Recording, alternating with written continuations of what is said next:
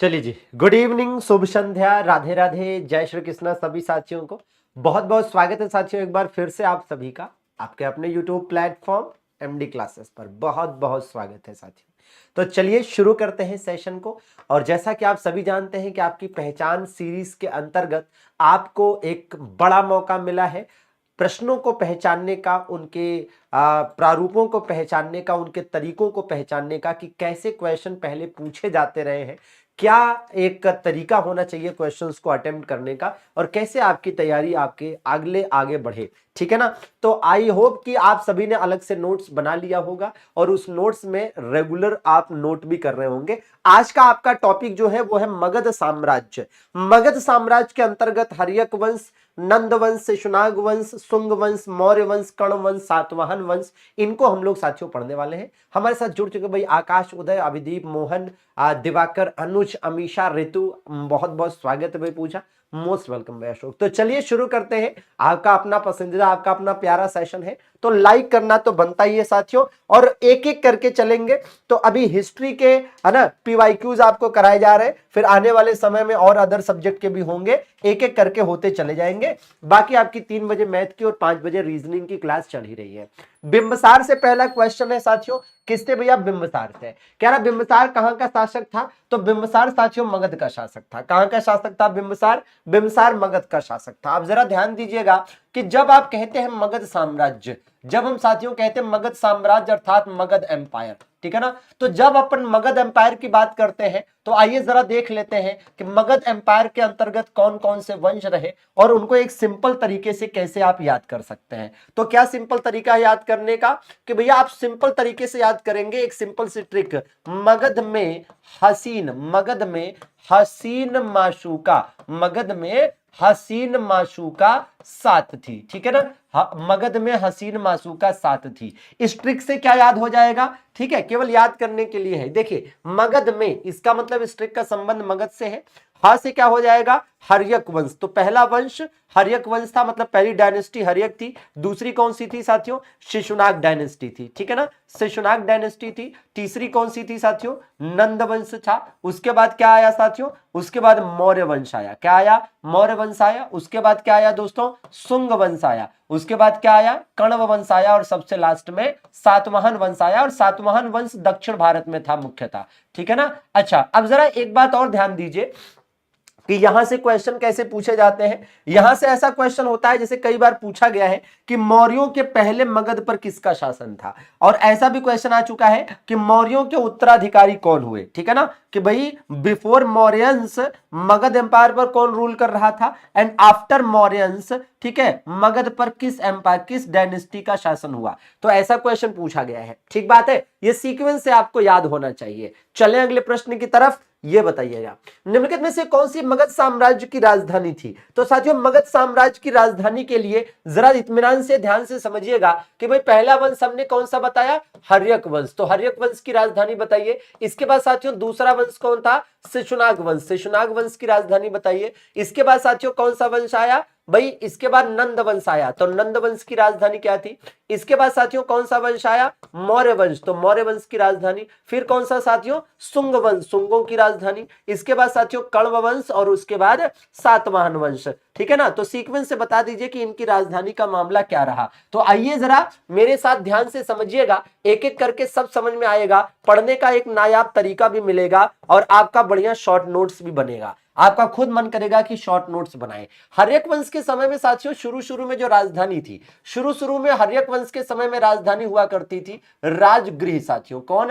राजगृह, या इसको और क्या कहा जाता है? गिरिब्रज कहा जाता है साथियों। का गिरिब्रज कहा जाता है, ठीक है। और ये साथियों किसके द्वारा राजधानी बनाई गई थी? ये बिंबसार के द्वारा राजधानी बनाई गई थी। किसके द्वारा? बिंबसार के द्वारा इसे राजधानी बनाया गया था, ठीक है ना। फिर राजगृह के जगह पर पाटलिपुत्र को स्थापित करके इसे राजधानी बनाया गया, ठीक है ना भाई। पाटलिपुत्र को राजधानी बनाने वाला कौन था साथियों? उदयन सबसे पहला शासक था जिसने पाटलिपुत्र को राजधानी बनाई। लेकिन जब शिशुनाग वंश की स्थापना हुई तो पहले तो राजधानी पाटलिपुत्र थी, ठीक है, पहले तो राजधानी पाटलिपुत्र थी, तो राजधानी पाटलिपुत्र से हटा दी गई और पाटलिपुत्र से हटाकर इसको वैशाली राजधानी बना दिया गया। किसके समय की बात कर रहा हूं? शिशुनाग के समय में। किसके द्वारा? शिशुनाग जो राजा था उसके द्वारा साथियों राजधानी क्या बना दी गई भाई? ये बना दी गई भाई आपकी वैशाली। फिर राजधानी वापस से पाटलिपुत्र आई और पाटलिपुत्र किसके समय में राजधानी आई? तो भैया इसी शिशुनाग वंश का शासक हुआ क्या नाम था इसका भैया? इसका नाम था काला अशोक। ये क्या करता है? ये वापस से राजधानी पाटलिपुत्र लेकर आता है। नंद वंश के समय में आप देखेंगे कि राजधानी पाटलिपुत्र के रूप में ही कंटिन्यू होती है, मतलब इनके समय में भी राजधानी क्या रही थी? पाटलिपुत्र ही रही थी, ठीक है भैया। फिर मौर्यों के समय में भी राजधानी साथियों क्या थी? पाटलिपुत्र ही थी, ठीक है। इसके बाद आप देखेंगे शुंग वंश के समय में राजधानी क्या थी? विदिशा थी साथियों। क्या थी? विदिशा थी, जो कि मध्य प्रदेश में पड़ता है। और कर्ण वंश के समय में राजधानी वापस से क्या होती है? पाटलिपुत्र होती है। और अगर हम बात करते हैं सातवाहन वंश की, तो शुरू में इनकी राजधानी अमरावती थी, लेकिन आगे चलकर इनकी राजधानी क्या हो गई? प्रतिष्ठान हो गई। क्या हो गई भैया?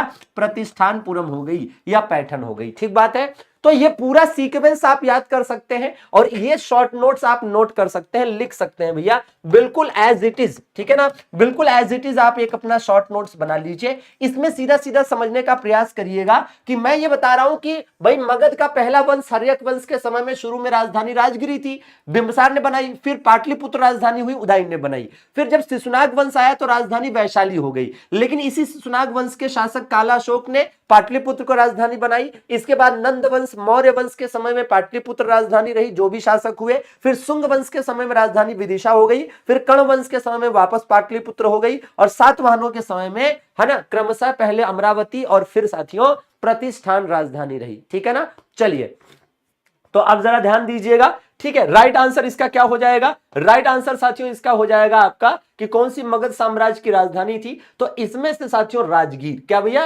राजगीर। राजगीर जिसे आज के समय में हम क्या कहते हैं भैया? आज के समय में, पहले तो गिरिब्रज भी कहा जाता था, आज के समय में इसे राजगीर कहते हैं, पहले राजगृह कहा जाता था। ये 5 पहाड़ियों से घिरा हुआ अभेद दुर्ग है, ठीक है ना। 5 पहाड़ियों से घिरा अभेद दुर्ग, ये भी क्वेश्चन कई बार पूछा जाता है। 5 पहाड़ियों से घिरा हुआ अभेद दुर्ग है, ठीक है ना। चलिए अगले प्रश्न की तरफ चलेंगे। ये पूरा आपके है ना कॉपी में लिखा होना चाहिए। नोट कर लिया है शॉर्ट नोट्स? बिल्कुल। और या तो आप स्क्रीनशॉट ले लेंगे या तो फिर पीडीएफ को आप हमारे एप्लीकेशन से प्राप्त करके नोट कर लेंगे, ठीक है ना। चलिए बिल्कुल टॉपिक वाइज ही पढ़ा रहा हूं, ठीक है, टॉपिक वाइज ही पढ़ा रहा हूं। इतिहास के जो इंपॉर्टेंट स्टार्टिंग के टॉपिक हैं वो 4 कंप्लीट हो चुके हैं और इसमें मैं आपको क्या कर रहा हूं भैया? टॉपिक वाइज लेकर चल रहा हूं और जो आए हुए क्वेश्चन है वो आपको करा रहा हूं, ठीक है। तो आए हुए क्वेश्चन जितने हैं आपके स्पेशली एनटीपीसी के वही करा रहा हूं। हर्यक वंश के किस राज्यपाल ने पाटलिपुत्र को मगध की राजधानी बनाया था? हर्यक वंश के किस राज्यपाल ने,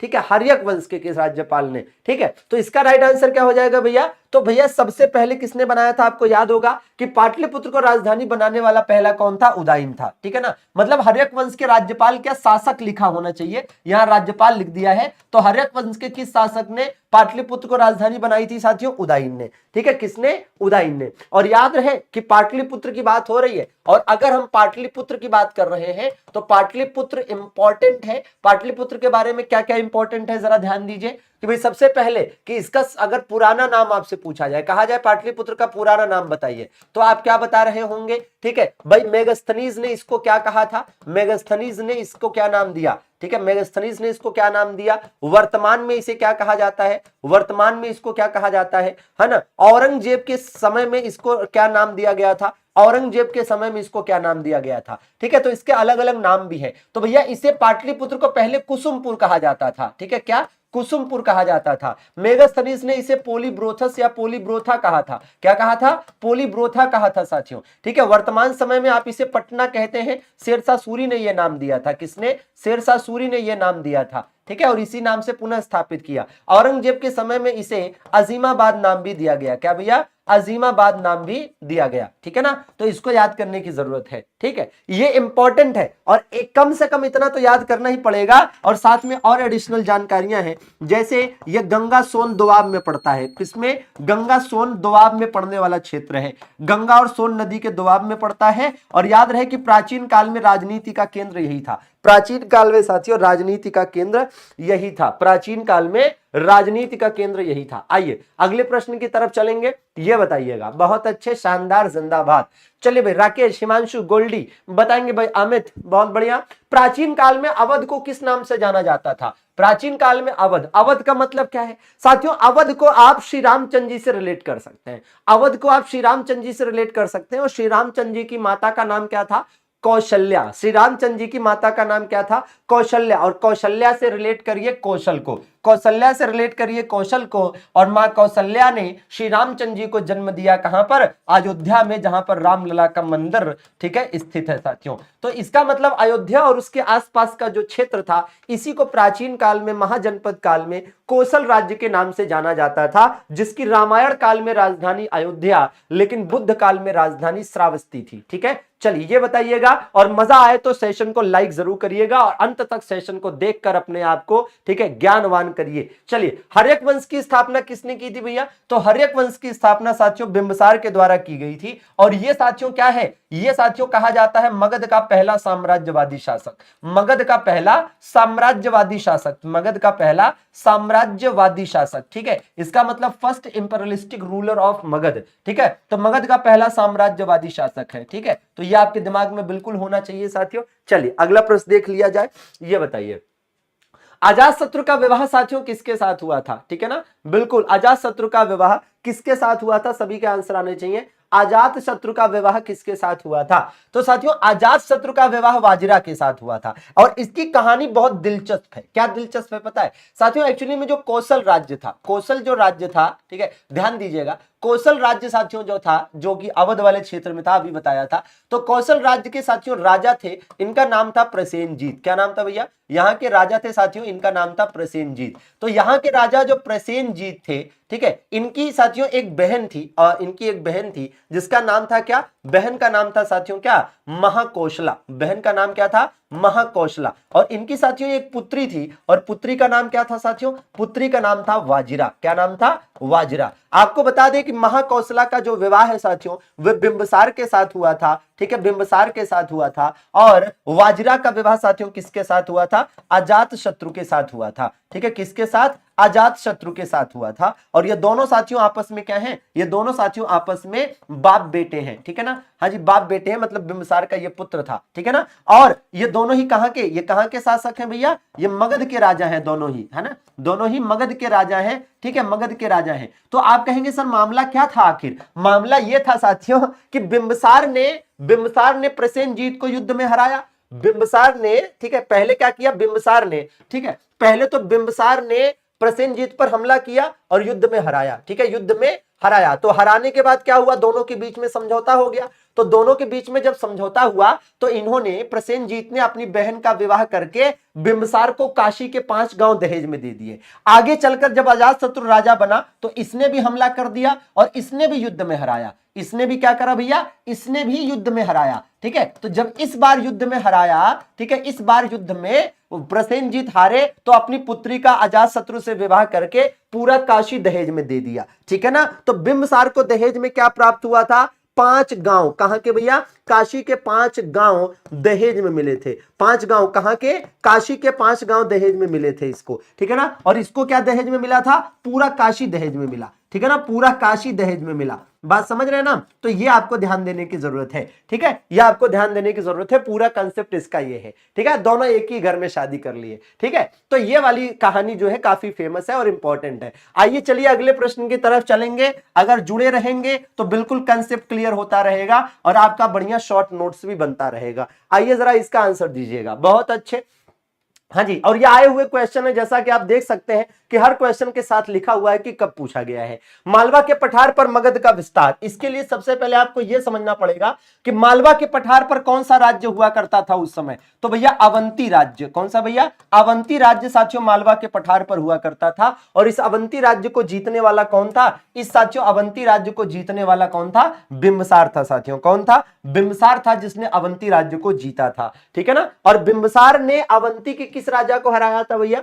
अवंती के किस राजा? एक मिनट, बिंबिसार नहीं, इसका राइट आंसर होगा क्या? इसका राइट आंसर भैया शिशुनाग होगा। ठीक है ना, शिशुनाग होगा, क्योंकि इसी शिशुनाग ने ही सबसे पहले अवंती को जीता था। और अवंती कहां पर था? मालवा। मालवा साथियों कौन सा क्षेत्र है? यह मध्य प्रदेश वाला क्षेत्र है। मध्य प्रदेश में जो मालवा का पठार है ना, जहां पर साथियों उज्जैन पड़ता है, वहीं पर यह क्षेत्र महाजनपद में हुआ करता था। ठीक है, तो महाजनपद काल में एक अवंती राज्य था और उसी अवंती राज्य को उस समय कहा जाता था, ठीक है, कि भैया यह राजधानी उज्जैनी थी और यहीं पर उज्जैन ये शिशुनाग ने कब्जा किया था। ठीक है, चलिए आगे देखा जाए जरा। अब अगर आप देखेंगे एक चीज और यहां पर है, और वो ये जरूरी बात है कि अगर हम देखें कि मगध के किस राजा ने किसको जीतकर अपने हिस्से में मिलाया, ठीक है ना, तो देखिए मगध में, ठीक है, मगध का साम्राज्य विस्तार कह सकते हैं। चलिए मगध का साम्राज्य विस्तार के नाम से हम इस चीज को देख लेते हैं कि किसने किसको जीतकर मगध का हिस्सा बनाया है। ठीक है ना, तो इस संदर्भ में सबसे पहले मैं नाम लूंगा किसका? अंग का। अंग को जीतकर मगध का हिस्सा किसने बनाया? चलिए इसी प्रकार से काशी को दहेज में प्राप्त करके मगध में किसने मिलाया? इसी प्रकार से वज्जी को जीतकर, वैशाली को जीतकर मगध का हिस्सा किसने बनाया?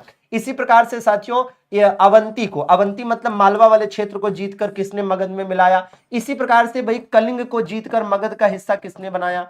इसी प्रकार से दक्षिण भारत के राज्यों को जीतकर सबसे पहले मगध में किसने मिलाया? ठीक है ना। हाँ जी, तो इस तरह की चीजें हैं। अब जरा ध्यान दीजिएगा कि यहां पर आप देख रहे होंगे कि भाई सबसे पहले तो ये कि अंग को जीतकर मगध का हिस्सा किसने बनाया था? बिंबिसार ने। अंग को जीतकर मगध का हिस्सा किसने बनाया था? बिंबिसार ने बनाया था साथियों। काशी को दहेज में प्राप्त करके मगध में किसने मिलाया? अजात शत्रु ने साथियों। किसने? अजात शत्रु ने इसको दहेज में प्राप्त किया था। ठीक है ना। वज्जी को जीतकर मगध में किसने मिलाया? अजात शत्रु ने साथियों। किसने? अजात शत्रु ने। अवंती को जीतकर मगध में किसने मिलाया? तो भैया शिशुनाग ने। किसने? शिशुनाग ने। और इसी प्रकार से कलिंग को जीतकर सबसे पहले मगध में मिलाने वाला शासक कौन हुआ? महापद्मनंद। यहां पर आप कुछ लोग क्या कहते हैं कि अशोक, नहीं, अशोक से बहुत पहले महापद्मनंद ने सबसे पहले कलिंग को जीता था। और दक्षिण भारत को जीतकर मगध का हिस्सा बनाने वाला सबसे पहला शासक कौन हुआ?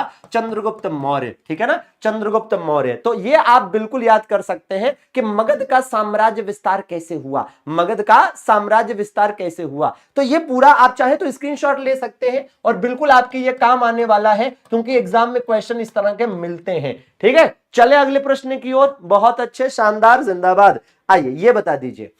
हाँ जी भाई, बिल्कुल बताएंगे, बिल्कुल फटाफट बताएंगे। सभी के आंसर आने चाहिए भैया। क्या कहा जा रहा है यहां पर जरा बताइएगा।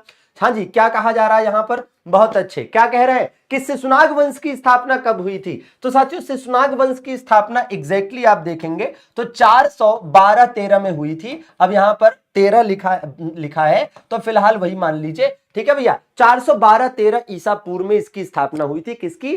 शिशुनाग वंश की। ठीक है, चलिए अगले प्रश्न की तरफ चले।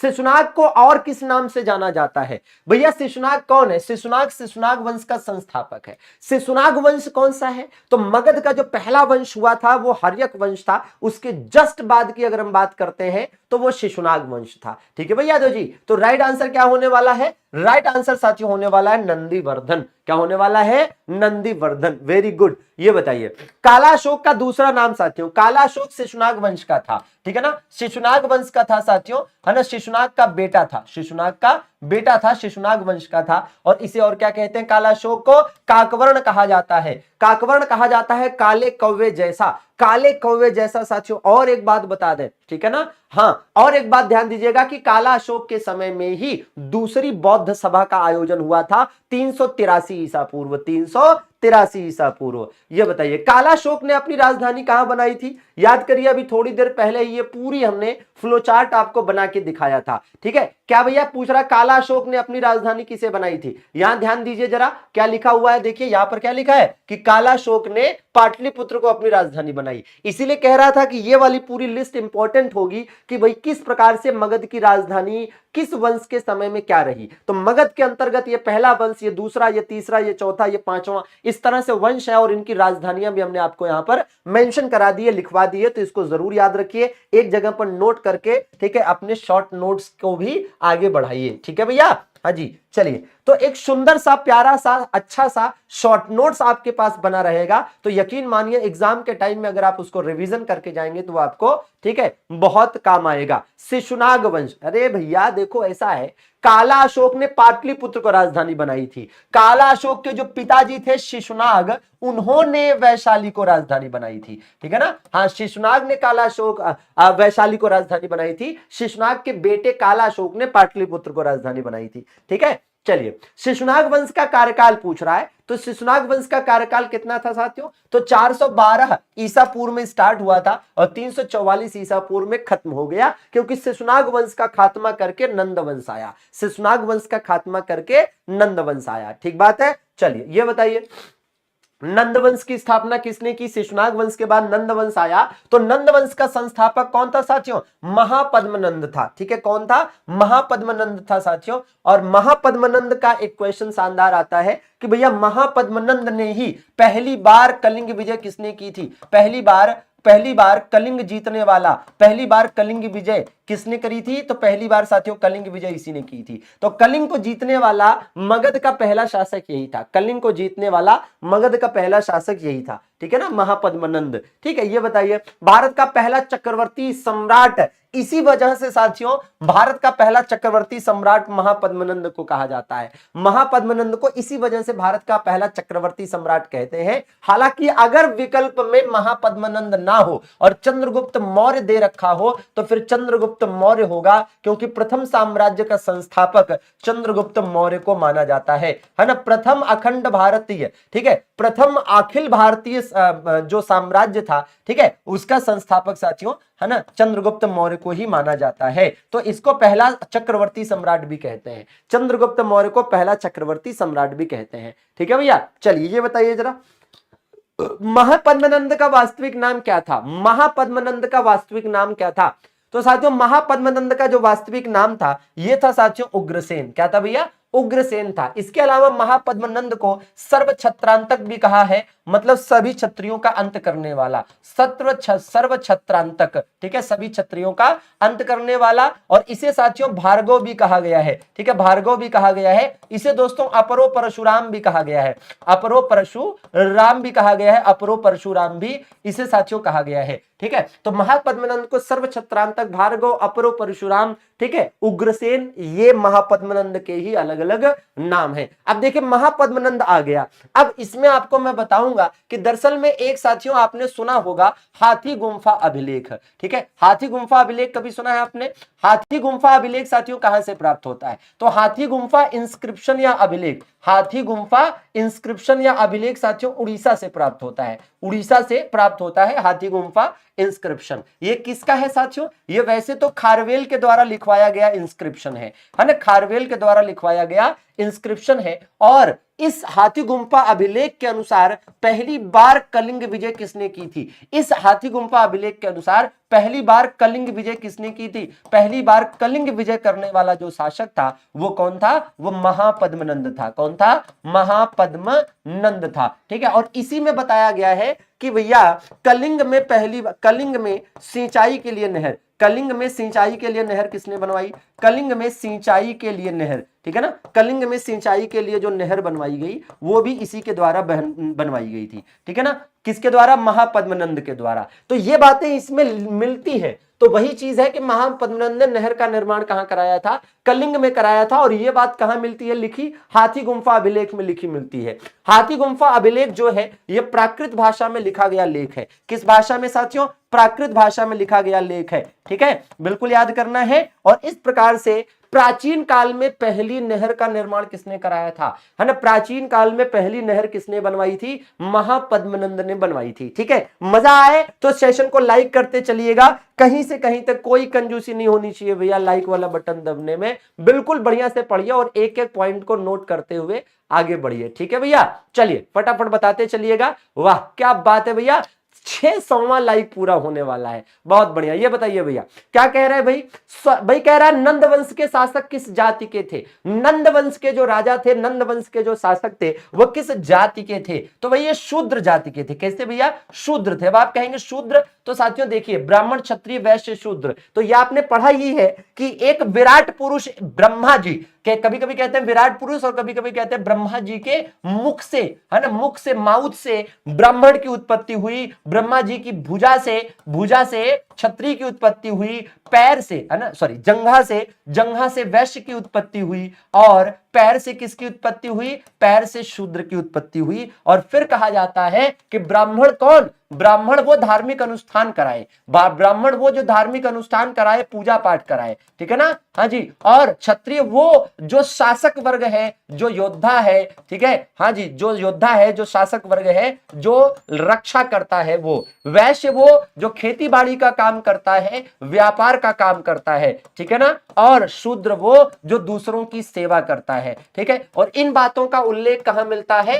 10th मंडल में मिलता है। और 10th मंडल कहां पर, ऋग्वेद के 10वें मंडल की बात हो रही है। तो ऋग्वेद के 10वें मंडल में जो पुरुष सूक्त है, वहीं पर साथियों पहली बार वर्ण व्यवस्था का उल्लेख किया गया है, पहली बार वर्ण व्यवस्था का उल्लेख किया गया है, और शूद्रों को पहली बार आर्य कहा गया है मौर्य काल में। ठीक है ना, चलिए तो बिल्कुल याद करने की जरूरत है। चले अगले प्रश्न की ओर। वर्ण व्यवस्था से ही जाति प्रथा की शुरुआत मानी जाती है। ठीक है, चलिए बताइएगा। बहुत बढ़िया भाई, बहुत शानदार भाई, वीरेंद्र, पुष्पा, अनु, अरे वाह भाई सर्वेश, चलो फटाफट बता दो जरा तो। हाँ जी, कौन बता रहा है?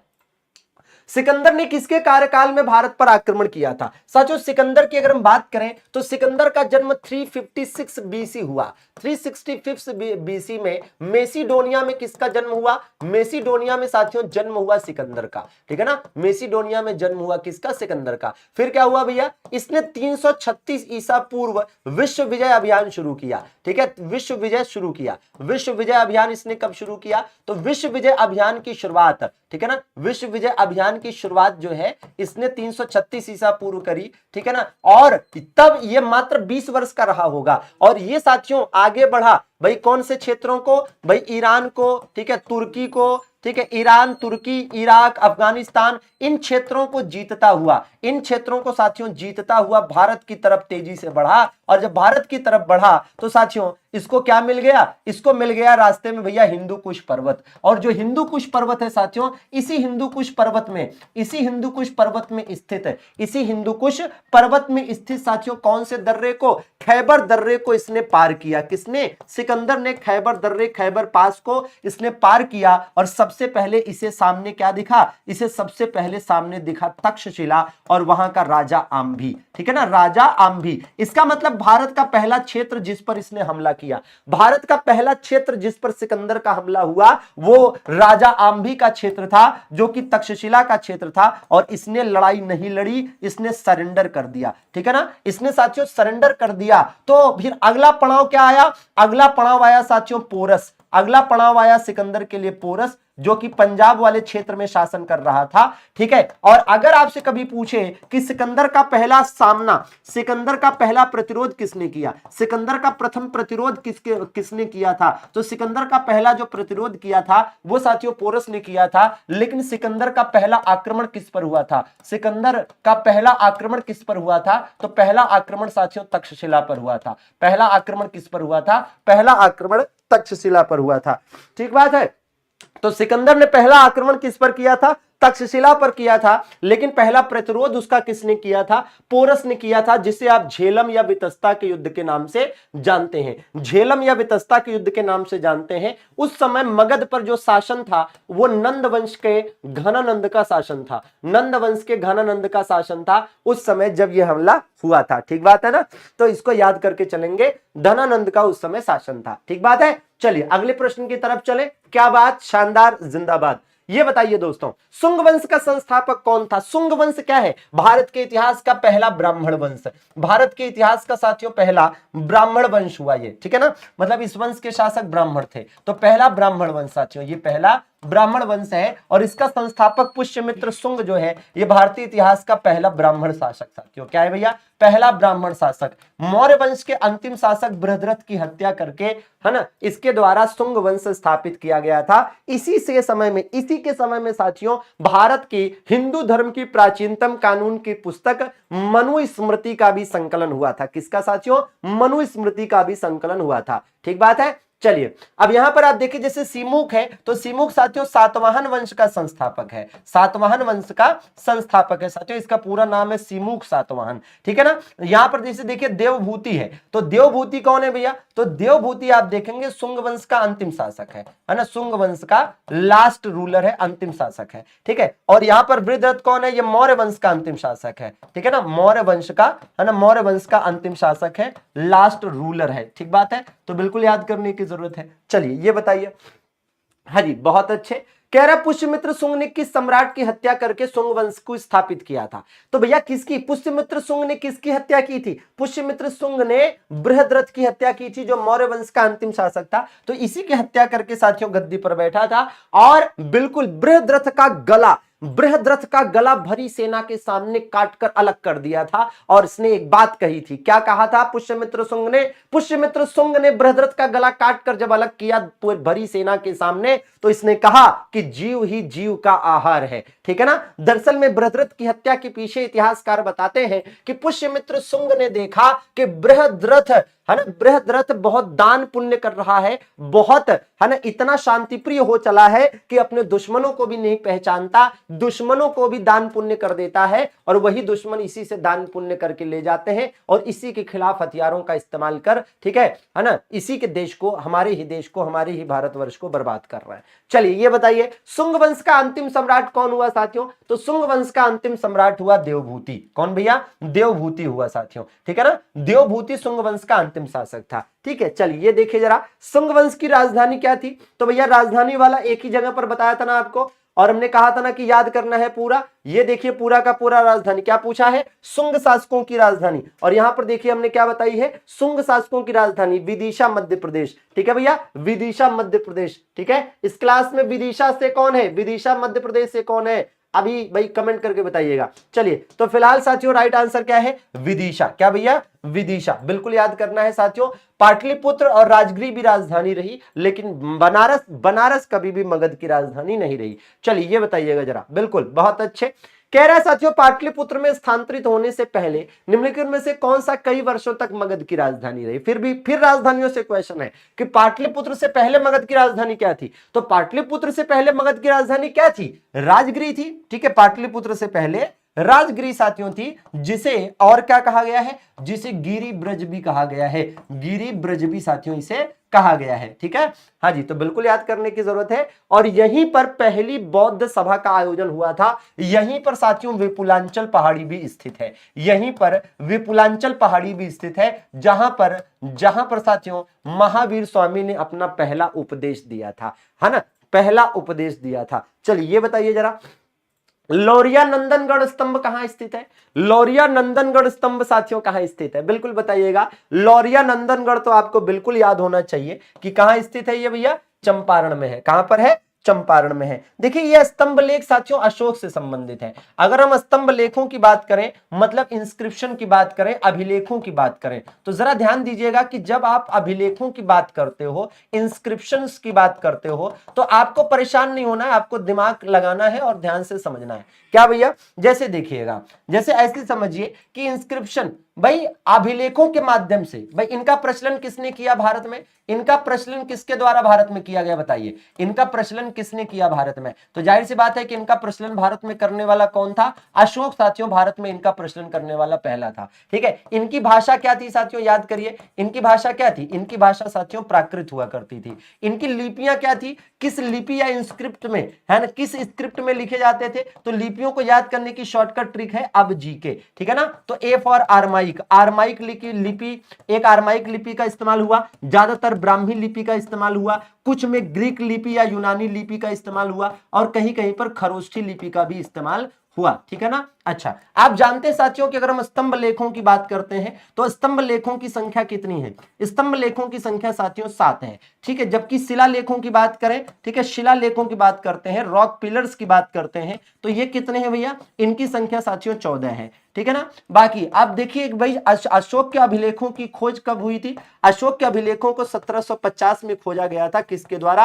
पाटेंद्री पेंथेलर के द्वारा। किसके द्वारा? पाटेंद्री पेंथेलर के द्वारा इसे साथियों खोजा गया था पहली बार। ठीक है, लेकिन फर्स्ट रीडर मतलब सबसे पहले इसे किसने पढ़ा था? तो सबसे पहले इसे पढ़ने में सफलता मिली थी किसको? जेम्स प्रिंसेप को साथियों। किसको भैया? जेम्स प्रिंसेप को सबसे पहले पढ़ने में सफलता मिली। कब की बात है ये? 1837 की बात है कि नहीं? 1837 की बात है। ठीक है ना, 1837 की बात है। ठीक है ना।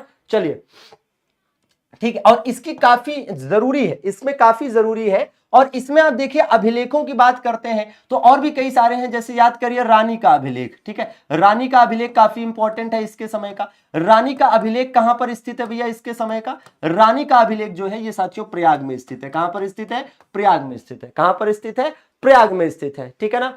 चलिए, इसी प्रकार से हाँ, अभिलेखों के अध्ययन को एपिग्राफी कहते हैं। क्या कहते हैं भैया? एपिग्राफी कहते हैं। ठीक है, और इसके अलावा इसी प्रकार से आप देखिए अशोक नाम का उल्लेख कहां मिलता है?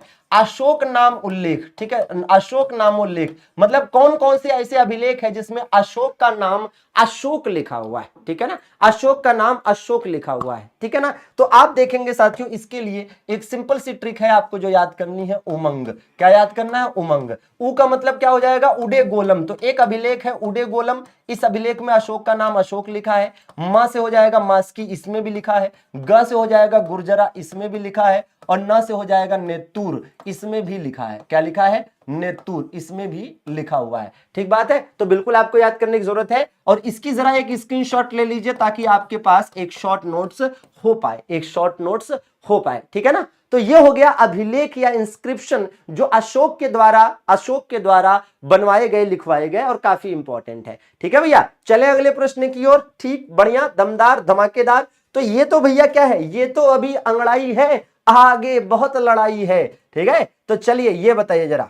फिर बिल्कुल कह रहा है किस मौर्य सम्राट ने लगभग 267 ठीक है, क्या कह रहा है? हाँ जी, 268 से 231 ईसा पूर्व के अपने शासनकाल के दौरान सलाओं और स्तंभों पर अपने लेखों को उत्कीर्ण कराया। तो ये तो बताइए भैया सुरेंद्र बाबू, चलिए फटाफट बताएंगे। तो राइट आंसर क्या हो जाएगा? अशोक। जस्ट अभी बताया कि भाई अभिलेखों का प्रश्न हो। अब लेखों का अध्ययन क्या कहलाता है भाई? तो अभिलेखों के अध्ययन को कहा जाता है एपिग्राफी। एपिग्राफी किसे कहते हैं? तो भाई जो अभिलेखों का अध्ययन है, अभिलेखों का जो अध्ययन है, स्टडी ऑफ इंस्क्रिप्शंस।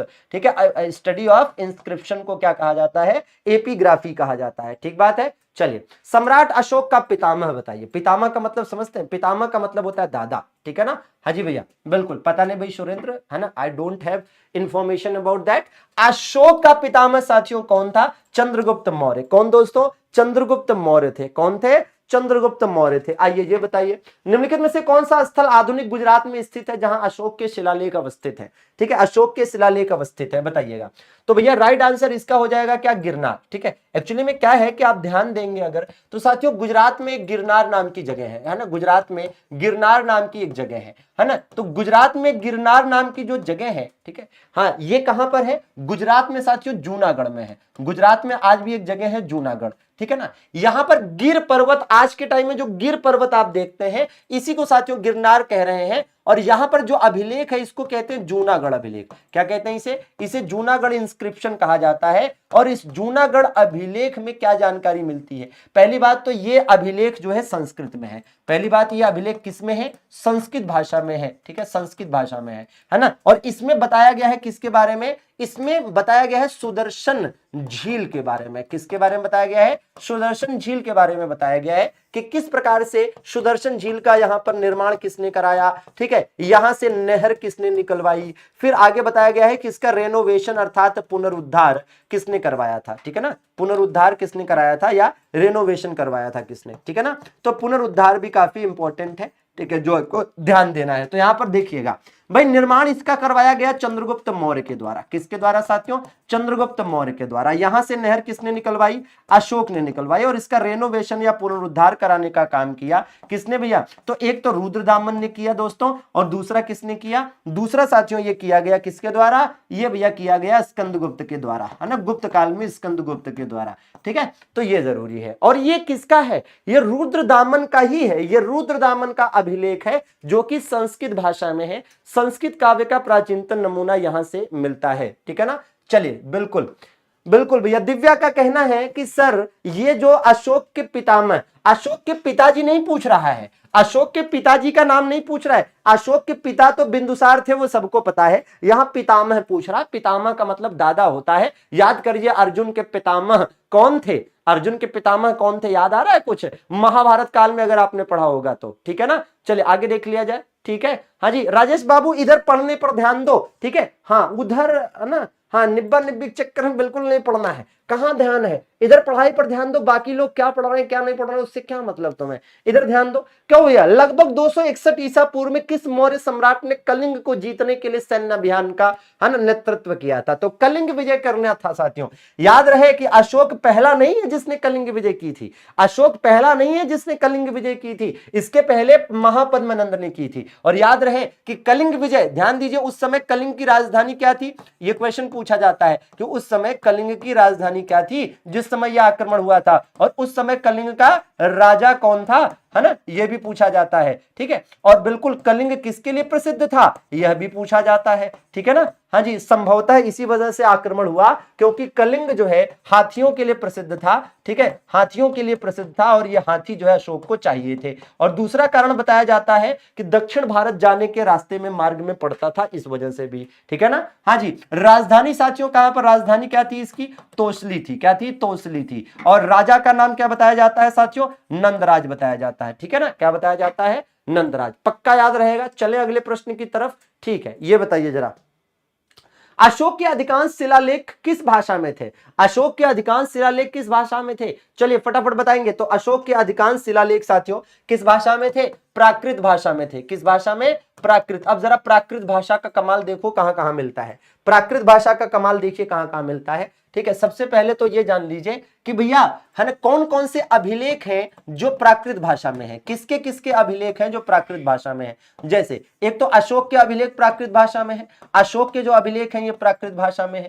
और ध्यान दीजिए कि जो सातवाहनों के अभिलेख हैं वो भी प्राकृत भाषा में है। जो सातवाहनों के अभिलेख हैं वो भी प्राकृत भाषा में है। इसके अलावा जो हाथी गुम्फा अभिलेख था, हाथी गुम्फा अभिलेख, ये भी प्राकृत भाषा में था। कौन सा? हाथी गुम्फा अभिलेख भी। ठीक है, अब ध्यान दीजिए कि ये जो प्राकृत भाषा है, इसी प्राकृत भाषा में आप देखेंगे कि क्या है भैया, प्रारंभिक जो जैन साहित्य है, प्रारंभिक जैन साहित्यों की भाषा क्या है? प्रारंभिक जैन साहित्यों की भाषा भी प्राकृत है ना। प्रारंभिक जैन साहित्यों की जो भाषा थी वह भी साथियों प्राकृत थी। पक्का याद रहेगा। तो देखिए एक जगह पर आपको ये चारों पांचों बातें याद रहेंगी तो भैया ठीक रहेगा। चलिए अगले प्रश्न की तरफ चलेंगे। बिल्कुल, हाँ जी, बहुत शानदार, बहुत शानदार। ये बताइए, तो नोट करने का प्रयास फटाफट करेंगे, या तो पीडीएफ डाउनलोड करके उससे नोट कर लिया करिए, जैसे भी, है ना, साथ में नोट करेंगे तो ज्यादा अच्छा रहेगा। ये बताइए, मौर्य शासन के दौरान निम्नलिखित में से किस प्रांत को कर्नाटक में सोने का खाना, है ना, केंद्र माना जाता था? चलिए बताएंगे। पक्का, बहुत बढ़िया। तो राइट आंसर हो जाएगा साथियों इसका सुवर्णगिरी। क्या भैया? इसका नाम ही है सुवर्णगिरी। ठीक है, और ये मौर्य साम्राज्य की सबसे दक्षिणतम सीमा भी थी। मौर्य साम्राज्य की सबसे दक्षिणतम सीमा भी थी। ये बताइएगा भाई, कह रहा है सेल्यूकस निकेटर ने, है ना, सेल्यूकस निकेटर कहां का था जिसने मेगास्थनीज नामक राजदूत को भारत भेजा? तो भारत या बिहार आने वाला प्रथम विदेशी यात्री, भारत या बिहार आया प्रथम विदेशी यात्री, यही तो था, प्रथम विदेशी यात्री। ठीक है, प्रथम विदेशी यात्री। और इसने साथियों याद करिए कि कौन सी किताब लिखी थी प्रसिद्ध रूप से? तो भैया इसके द्वारा जो बुक लिखी गई उसका नाम है इंडिका। और इंडिका नामक किताब में साथियों पाटलिपुत्र की प्रशासनिक व्यवस्था का उल्लेख मिलता है। किसकी भैया? पाटलिपुत्र की प्रशासनिक व्यवस्था का उल्लेख मिलता है। ठीक है ना, चलिए बिल्कुल। आप देखेंगे साथियों, जो सेल्यूकस निकेटर है, सेल्यूकस निकेटर ने अपनी पुत्री, है ना, अपनी पुत्री, क्या नाम था इसकी पुत्री का? इसकी पुत्री का नाम था कार्नेलिया। ठीक है, कार्नेलिया, या इसी को आप हेलेना के नाम से भी जानते हैं। इसका विवाह चंद्रगुप्त मौर्य के साथ किया था। ठीक है ना। चंद्रगुप्त मौर्य के साथ करना पड़ा था क्योंकि चंद्रगुप्त मौर्य ने इसे 305 ईसा पूर्व हरा दिया था, उसके बाद संधि की शर्तों के अधीन ये सारी चीजें हुई थी, ठीक है ना। तो चंद्रगुप्त मौर्य के साथ इसका विवाह हुआ था, मतलब कह सकते हैं कि भैया ऑफिशियली, है ना, ऑफिशियली चंद्रगुप्त मौर्य पहला था जो कि, है ना, किसी विदेशी महिला से जिसने विवाह किया, ठीक है। तो बिल्कुल आपको याद करना है, बिल्कुल। और सेलुकस निकेटर सिकंदर का स्थल सेनापति था, जल सेनापति निर्याकस था, ठीक है भैया। चलिए, मौर्य शासक अशोक द्वारा निर्मित सारनाथ सिंह चतुर्स्तंभ किससे बना हुआ है? तो भैया ये बलुआ पत्थर से बना हुआ है। किससे बना हुआ है? बलुआ पत्थर से साथियों बना है सिंह चतुर्स्तंभ। अशोक स्तंभ इसी को कहते हैं और यहीं से भारत का राज प्रतीक भी लिया गया है ना। भारत का राज प्रतीक भी यहीं से लिया गया है। और कहते हैं कि इस पर कितने सिंह हैं? 4 सिंह हैं, जिनके तीन सिंह सामने से देखे जा सकते हैं, शेर, लायन, और एक, है ना, उन तीनों के पीछे है, ठीक है। ये बताइए, मध्य प्रदेश में भगवान बुद्ध का कौन सा प्रसिद्ध स्तूप है? ठीक है, सांची स्तूप। ये साथियों दुनिया का सबसे बड़ा स्तूप माना जाता है, लेकिन ध्यान रखिएगा कि ये जो स्तूप है, ठीक है, इसका संबंध गौतम बुद्ध के जीवन की किसी घटना से नहीं है। अच्छा देखिए, एक है साथियों धम्मेक स्तूप। कहां पर स्थित है धम्मेक स्तूप? एक है साथियों चौखंडी स्तूप। कहां पर स्थित है चौखंडी स्तूप? एक इसी प्रकार से साथियों है रामभर स्तूप। कहां पर स्थित है रामभर स्तूप भैया? रामभर स्तूप। और इसी प्रकार से साथियों एक है सांची स्तूप। कौन सा है? सांची स्तूप साथियों। और सांची स्तूप में भी क्या है कि एक दीर्घ स्तूप है और 2 लघु स्तूप है, ठीक है ना, लघु स्तूप है, तो इसको भी याद करना है। और साथियों एक है भरहुत का स्तूप। कौन सा? भरहुत का स्तूप, ठीक है ना। तो ये आपको ध्यान देने की जरूरत है, 1 बाई 1, ठीक है। अब जरा ध्यान दीजिएगा कि यहां आप देख रहे होंगे कि भैया ये कहां मिलेगा? ये सारनाथ में मिलेगा। कहां? सारनाथ में मिलेगा भैया, ठीक है। यह भी साथियों सारनाथ बनारस में मिलेगा, सारनाथ बनारस में मिलेगा। ये साथियों रामभर स्तूप कुशीनगर उत्तर प्रदेश मिलेगा। कहां पर? कुशीनगर उत्तर प्रदेश में मिलेगा, ठीक है। ये सांची वाला तो मध्य प्रदेश में, इसमें कोई दिक्कत नहीं है। इसमें यह ध्यान दीजिएगा कि इसका निर्माण कराया था, दीर्घ स्तूप का निर्माण अशोक ने करवाया था, लघु स्तूप का निर्माण किसने करवाया था? ये पुष्यमित्र शुंग ने करवाया था। किसने भैया? पुष्यमित्र शुंग ने करवाया था, ठीक है ना। हाँ, भरहुत का स्तूप जो है ये भी किसने बनवाया था? ये भी साथियों पुष्यमित्र शुंग ने ही बनवाया था। किसने? पुष्यमित्र शुंग के द्वारा ही बनवाया गया था। इसमें साथियों यहां पर आप ध्यान दीजिएगा कि ये अशोक के द्वारा ही बनवाया गया, लेकिन एक बात का विशेष ध्यान रहे, वो ये कि धम्मेक स्तूप दर्शाता है, प्रूफ है इस बात का कि प्रथम उपदेश गौतम बुद्ध ने यहां पर दिया था। कुशीनगर स्तूप इस बात का ये कहीं ना कहीं साबित करता है कि बुद्ध की डेथ यहां पर हुई थी। किसकी भैया? बुद्ध की डेथ या मृत्यु यहां पर हुई, इस बात को प्रूव करता है, ठीक है। और भरहुत स्तूप कहां पर है भैया? सतना में स्थित है, सतना में स्थित है, ठीक बात है। तो ये बिल्कुल आपको याद करने की जरूरत है। एक जगह पर इसके स्क्रीनशॉट लीजिए या जो करिए, बट याद करिए, इंपॉर्टेंट है। ध्यान दीजिएगा, सांची के स्तूप का संबंध बुद्ध के जीवन की किसी घटना से नहीं है, ठीक है। चलिए, और मजा आए साथियों तो सेशन को लाइक करते चलिएगा, ठीक है। आपके, है ना, बेहतर भविष्य, उज्जवल भविष्य के लिए, अच्छे फ्यूचर के लिए ये क्लास है, तो आपका भी, है ना, कर्तव्य बनता है कि नियमित रूप से जुड़ें और क्लास को प्यार दें। सांची के स्तूप का निर्माण किसने कराया था? तो भैया जैसा कि बताया कि भैया अशोक ने करवाया था, जो दीर्घ स्तूप है, लेकिन यहाँ के 2 लघु स्तूप पुष्यमित्र शुंग ने बाद में बनवाए थे, ठीक है। बौद्ध धर्म से संबंधित प्रख्यात भवन संरचना धम्मेक स्तूप कहां पर स्थित है? तो धम्मेक स्तूप साथियों सारनाथ में स्थित है और मौर्य काल में इसका निर्माण अशोक के द्वारा कराया गया था, ठीक है ना, अशोक के द्वारा कराया गया था। कहां पर स्थित है? सारनाथ वाराणसी में स्थित है और यह बुद्ध के प्रथम उपदेश दिए जाने का प्रतीक है। चलिए ये बताइएगा, कह रहा तृतीय बौद्ध परिषद का आयोजन कहां किया गया? देखिए, बौद्ध सभाओं के बारे में आप खूब पढ़ते हैं, ठीक है, पहली, दूसरी, तीसरी, चौथी खूब पढ़ते हैं, दुनिया भर की बातें पढ़ते हैं, लेकिन जो चीज आप पढ़िएगा आगे से, आप जो एग्जाम में ट्रेंड में अब क्वेश्चन है, तो अब ट्रेंड में जो क्वेश्चन है वो ये कि जैसे पहली वाली जब सभा हुई थी, है ना, पहली बौद्ध सभा के दौरान एक सुत्त पिटक नामक, है ना, किताब का संकलन हुआ, तो ये बताना होता है। और भी किसने किया था भैया? आनंद ने किया था, जो कि गौतम बुद्ध के प्रिय शिष्य थे, ठीक है। और इसी दौरान विनय पिटक का संकलन हुआ, ठीक है, विनय पिटक का संकलन हुआ, जिसको साथियों किसने लिखा? उपाली ने लिखा। किसने? उपाली ने लिखा। इसी प्रकार से दूसरी के दौरान क्या हुआ भैया? तो यहां पर बौद्ध संघ जो है उसका विभाजन हुआ, एक बन गया महासांघिक, जो आगे चलकर महायान बना, महासांघिक, ठीक है, महासांघिक। और दूसरा क्या बना भैया, दूसरा बन गया स्थविर, ठीक है, मतलब संघ का विभाजन हो गया। और इसमें क्या हुआ, तीसरी बौद्ध सभा के दौरान अभिधम्म पिटक लिखा गया, ठीक है, अभिधम्म पिटक का संकलन हुआ किसके द्वारा, मोगलीपुत्र तिस्स के द्वारा, ठीक है, मोगलीपुत्र तिस्स जो कि तीसरी बौद्ध सभा के अध्यक्ष भी थे, ठीक है ना। और यहां पर चौथी में क्या हुआ कि बौद्ध धर्म का ही दो संप्रदाय में विभाजन हो गया, ठीक है, और वो दो संप्रदाय आप जानते हैं कि एक महायान और एक हीनयान, ठीक है ना। तो एकदम बिल्कुल याद करने की जरूरत है, बाकी डेट वगैरह के साथ आपको याद करना चाहिए, ठीक है। तो भैया पहली वाली, ठीक है, हाँ ये तीसरी पूछा है ना, तो तीसरी वाली कहां पर हुई थी, पाटलिपुत्र में हुई थी। तीसरी वाली कहां पर हुई थी भैया, पाटलिपुत्र में हुई थी। किसके संरक्षण में हुई थी, अशोक के संरक्षण में हुई थी। किसके संरक्षण में, अशोक के संरक्षण में हुई थी, ठीक है ना। चलिए बिल्कुल मिल जाएगा भाई राहुल, यहीं पर मिल जाएगा, ठीक है ना। चलिए ये बताइए जरा, ठीक है, एक एक करके पढ़ेंगे, इकट्ठा सब नहीं, पहले हिस्ट्री पढ़ लीजिए, फिर इसके बाद पॉलिटी आएगा, फिर स्टैटिक जीके, फिर और आपके अन्य सब्जेक्ट जो है ज्योग्राफी वगैरह सब आएंगे, ठीक है। चंद्रगुप्त मौर्य मौर्य वंश का संस्थापक थे, ठीक है, सही बात है, चंद्रगुप्त मौर्य मौर्य वंश के संस्थापक थे। कह रहा है इनमें से कौन सा कथन गलत है उनके बारे में, तो जरा बताने का प्रयास करेंगे, ठीक है। सब तो ठीक लिखा है, लेकिन यहां बैरम खां कहां से आ गए, ठीक है, वहां प्राचीन काल में बैरम खां का क्या काम है, ठीक है। तो प्राचीन काल में बैरम खां का कोई काम नहीं है, बैरम खां अकबर से संबंधित थे, अकबर के संरक्षक थे, ठीक है ना। बिल्कुल, आपको पीडीएफ कहां मिलेगा ये अभी लास्ट में बताऊंगा, थोड़ा इंतजार का मजा लीजिए। चलिए, ऐतिहासिक ग्रैंड ट्रंक रोड, साथियों इसके बारे में एक बात का ध्यान दीजिए कि प्राचीन काल में जो सड़क उत्तरापथ के नाम से जानी जाती थी, इसी सड़क को साथियों मध्यकाल में आकर क्या कहा गया, शेरशाह सूरी मार्ग कहा गया। क्या कहा गया, शेरशाह सूरी मार्ग कहा गया, या इसी को और क्या कहा गया साथियों, इसी को कहा गया सड़क ए आजम। क्या कहा गया, सड़क ए आजम कहा गया, सड़क ए आजम कहा गया साथियों।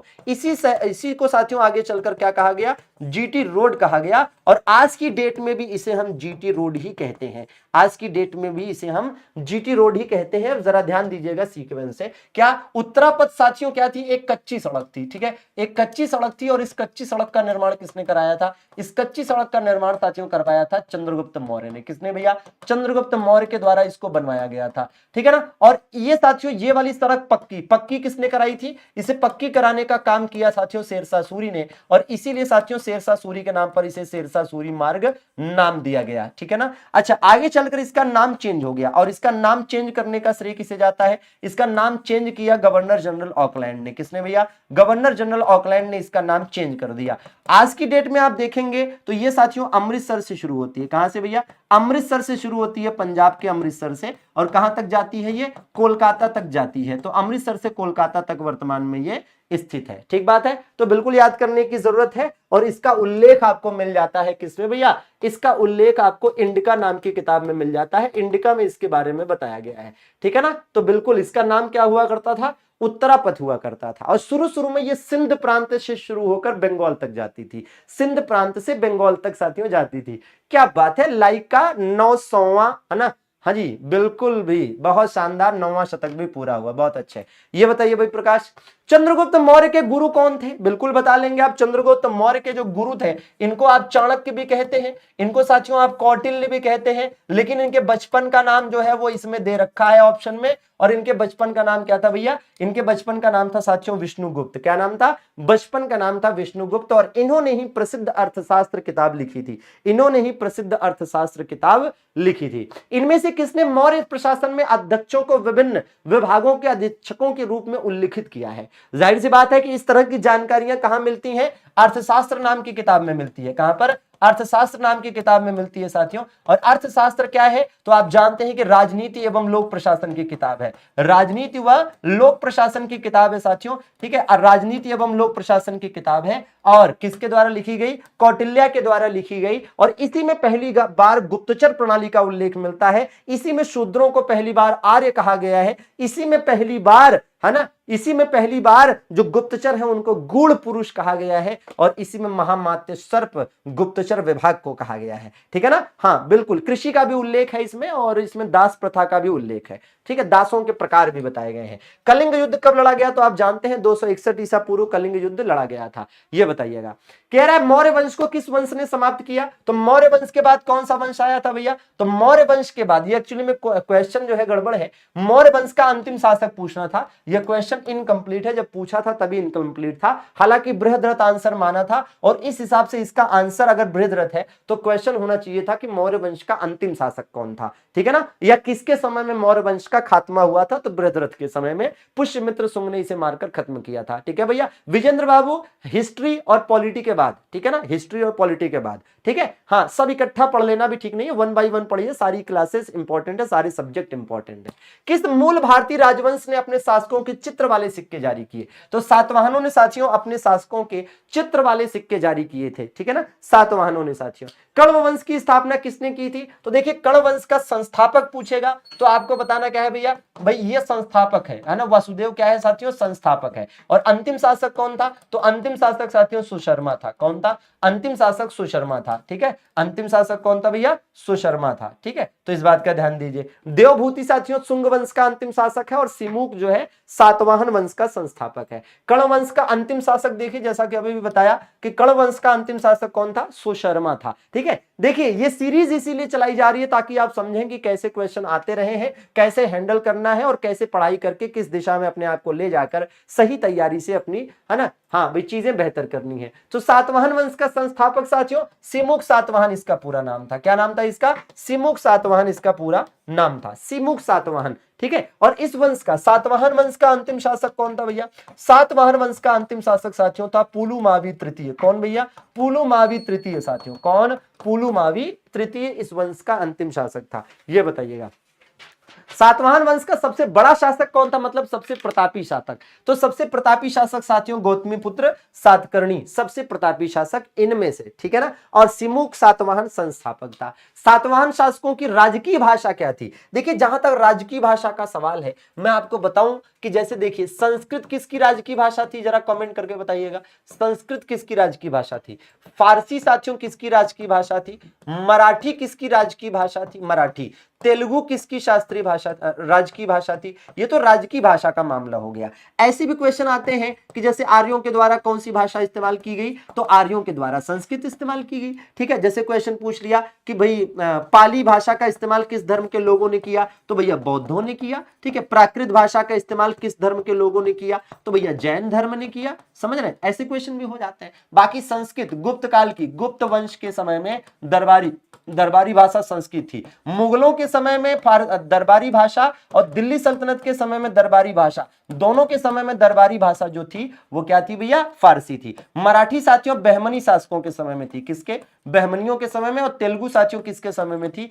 विजयनगर साम्राज्य के समय में, विजयनगर साम्राज्य के समय में। तो आप बिल्कुल इसकी स्क्रीनशॉट ले लेंगे भाई, ऐसे ही शॉर्ट नोट्स की तो जरूरत होती है, ऐसे ही शॉर्ट नोट्स की जरूरत होती है, ठीक है। तो राइट आंसर क्या है इसका, फिलहाल सातवाहनों के मामले में प्राकृत है, क्या है भैया, प्राकृत है। और ऐसे ही डेली आपको प्रीवियस ईयर के क्वेश्चंस मिलते रहेंगे, डेली 3 बजे मैथ्स की, 4 बजे जीएस की और अगली क्लास 5 बजे मुकेश सर की रीजनिंग की। तो भैया तैयार रहिए और daily chapter wise previous year questions की सीरीज करते रहिए और अपनी तैयारी को सही दिशा में आगे बढ़ाते रहिए। यहां पर प्रोसेस बता दें कि आपको पीडीएफ कैसे प्राप्त होगा। तो सबसे पहले MD classes official app download कर लीजिए, प्ले स्टोर पर जाइए, MD classes official app download, ये फ्री है, निःशुल्क है, या पैसा नहीं देना पड़ेगा, ठीक है ना। तो MD classes official app download करिए, नाम नंबर डालकर रजिस्टर करिए, ठीक है। रजिस्टर करने के बाद जब ऐप ओपन करेंगे तो यहां है ना क्लास नोट्स का एक ऑप्शन आता है, उसी में जाइए, आपको सारी पीडीएफ नई पुरानी सब मिल जाएगी, ठीक है भैया। तो चलिए एक बार कमेंट करके बता दीजिएगा कि किसको सेशन कैसा लगा, जोरदार कमेंट आने चाहिए और लाइक वाला बटन दबाकर चेक करिए काम कर रहा है कि नहीं। हाँ जी बिल्कुल, सभी की तरफ से पूरे प्यार और पूरे शिद्दत के साथ। तो चलिए बहुत बहुत शुक्रिया सभी का जुड़ने के लिए। अगली क्लास रीजनिंग की तर्क शक्ति परीक्षण करिए, हमें इजाजत दीजिए, बहुत बहुत शुक्रिया, गुड नाइट, शुभ रात्रि। कल फिर मुलाकात होगी 4 बजे। नोट्स सबके तैयार होने चाहिए, किसी दिन चेक करूंगा, ठीक है, और जिस दिन चेक करूंगा उस दिन डंडा लेके आऊंगा, ठीक है ना। चलिए बहुत बहुत शुक्रिया, धन्यवाद।